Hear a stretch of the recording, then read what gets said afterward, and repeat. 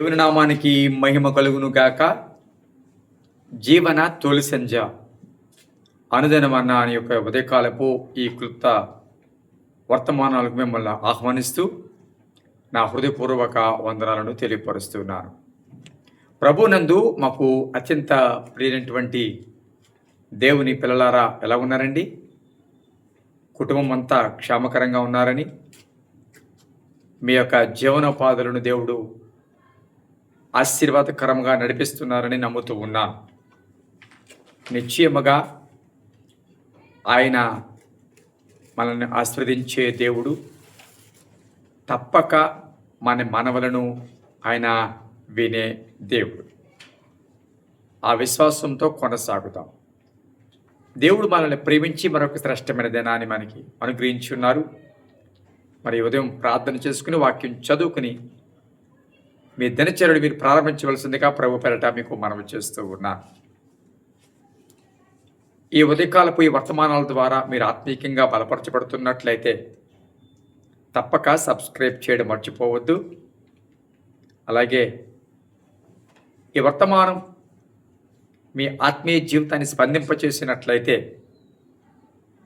కొంత నేర్చుకున్నాము అనే భావన మీకు కలిగినట్లయితే తప్పక లైక్ చేయండి. అనేక మందికి ఈ వర్తమానం షేర్ అవ్వడానికి, అనేక మందికి ఇంకా ఈ మాటలు వినడానికి మీ వంతుగా మీరు తెలియపరచవలసిందిగా మీకు మనవి చేస్తూ ఉన్నాను. ప్రార్థన అవసరాలు కూడా తెలియపరచడం మర్చిపోవద్దు. మేము ప్రార్థన చేయడానికి ఇష్టపడుతూ ఉన్నాం. మరి ఉదయకాలం ఒక మాటను మీ దృష్టికి తీసుకురావడానికి నేను ఇష్టపడుతూ ఉన్నాను. మత్తయి శుభవార్త 5వ అధ్యాయము. మత్తయి శుభవార్త 5వ అధ్యాయము 11వ వచనం. నా నిమిత్తము జనులు మిమ్మును నిందించి, హింసించి, మీ మీద అబద్ధముగా చెడ్డ మాటలల్లా పలుకున్నప్పుడు మీరు ధన్యులు. సంతోషించి ఆనందించుడి, పరలోకమందు మీ ఫలము అధికమగును. ఇలాగున వారు మీకు పూర్వమందుండిన ప్రవక్తలను హింసించరి. దేవుని బిడ్డలారా, అత్యధిక ఫలము క్రైస్తవ జీవితంలో, ముఖ్యంగా పరలోకంలో ఎవరు పొందుతారు అన్న ప్రశ్న మనం ఇక్కడ వేసుకున్నట్లయితే సమాధానం కనబడుతుంది. అత్యధిక ప్రతిఫలము బాగా వాడబడిన వాళ్ళకి కలుగుతుందా? అత్యధిక ప్రతిఫలము కృపావరములతో బాగా నింపబడిన వారికి కలుగుతుందా? అత్యధిక ప్రతిఫలము ఈ లోకంలో బాగా పాడిన వాళ్ళకి, పరిచర్య చేసిన వాళ్ళకి అది దక్కుతుందా అంటే, ఇక్కడ సమాధానం వాక్యం ఇస్తుంది మాట. పరలోకమందు ఒక వ్యక్తి యొక్క ఫలము ఎప్పుడు అధికమవుతుంది, ఎవరికి అధికమవుతుంది అంటే, ప్రజలు మిమ్మల్ని నిందించి, హింసించి, మీ మీద చెడ్డ మాటలు పలుకున్నప్పుడు మీరు ధన్యులు. ఎవరి యొక్క ప్రతిఫలం పరలోకంలో పెరుగుతుందో తెలుసా? ప్రభు నిమిత్తము నిందించబడిన వారు, ప్రభు నిమిత్తము హింసించబడిన వారు, ఆయన నిమిత్తము అబద్ధాలు మోపబడిన వారు. అవును ప్రియమిట్లరా, వారికే పరలోకమందు ఫలం ఉంటుందంట. అసలు ప్రభు నిమిత్తము హింసించబడేలాగా, ప్రభు నిమిత్తము హింసించబడేలాగా, ప్రభు నిమిత్తము బాధపడేలాగా మన భక్తి జీవితము, మన ప్రార్థనా జీవితము, మన క్రైస్తవ జీవితము కొనసాగుతుందా అంటే ప్రశ్న. శ్రమలకు, ఈ సమస్యలకు, ఇబ్బందులకు దూరం అవ్వాలి, దూరంగా ఉండాలి అనుకునే వాళ్ళకి అనుభవాలు ఉండవు. పరిచర్యలో నమ్మకస్తులుగా వెళ్ళేవారికి, యథార్థవంతులుగా వెళ్ళేవారికి, ప్రభు కొరకు పౌరుషంగా నిలబడేవారికి, వెలుగు సంబంధాలుగా బ్రతికే వారికి సమస్యలు ఉంటాయి. కాబట్టి ప్రతిఫలం అధికంగా పొందాలి అంటే నిందలు, అవమానాల ద్వారానే సాధ్యము.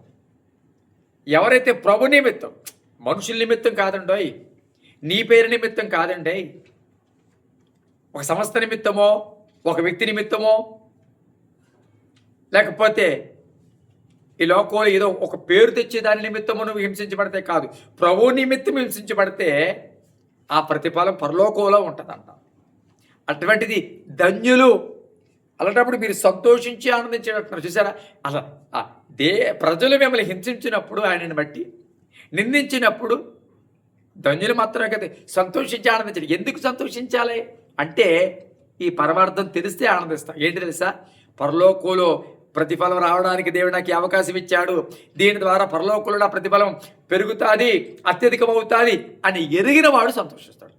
ఎందుకు సంతోషించబడ్డాడు? అందుకు సంతోషించబడ్డాడు. సంతోషించుడి ఆనందించుడి అంటాడు. ఎందుకు తెలుసా, పరలోకంలో ప్రతిఫలం పెరుగుతుంది కాబట్టి. ఈ వాక్యం ప్రియబిడ్డారా, ఈ లోకంలో ప్రతిఫలము పెరగాలి అంటే మనుషులు మభ్యపెట్టాలి కొన్నిసార్లు. ఈ లోకంలో ఫలితం పెరగాలి అంటే రకరకాల ఏమంటారు ట్రిక్లు చేయాలి. ఈ లోకంలో ప్రతిఫలం పొందాలి అంటే ఏవేవో చేయాలి. కానీ పరలోకంలో ప్రతిఫలం అలా కాదు. ఈ లోకంలో ఎంత పేరుంటే అంత ప్రతిఫలం, ఈ లోకంలో ఎంత గొప్పగా వాడబడితే అంత ప్రతిఫలం, అంత ఆశీర్వాదం, ఆర్థికంగా, కీర్తిపరంగా.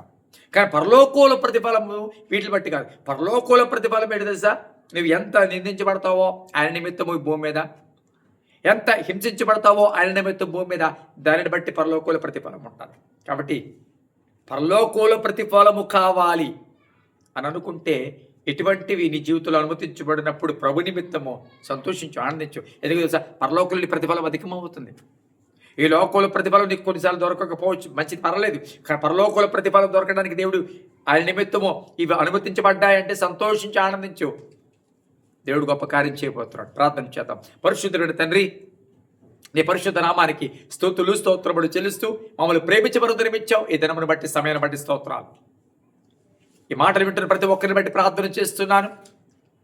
ఈ లోక ప్రతిఫలము కంటే పరలోకుల ప్రతిఫలము అధికమవ్వాలని మేము ఆలోచించడానికి, నీ నిమిత్తము ప్రభ సమస్యలు వచ్చిన, ఇబ్బందులు వచ్చిన ప్రభ, అవమానాలు వచ్చిన నిలబడ్డానికి, వాటిలో కృంగిపోకుండా పరలోకుల ప్రతిఫలం అధికమవుతుందని సంతోషించగలిగిన కృప అనుభవాలకు ప్రతి ఒక్కరిని నడిపించండి. బలహీనలు బలపరచండి, అనారోగ్యంగా స్వస్థపరచండి. గర్భిణీ స్త్రీలు జ్ఞాపకం చేసుకుని, వివాహం కావాల్సిన వారి జ్ఞాపకం చేసుకోండి. ఇతర దేశంలో ఉన్న వారి జ్ఞాపకం చేసుకుని, కుటుంబాల సమాధానం ఉన్న వారి జ్ఞాపకం చేసుకోండి.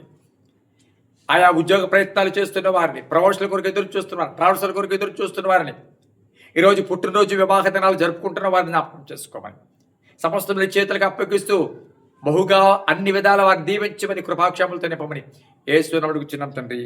ఆమేన్. థాంక్యూ.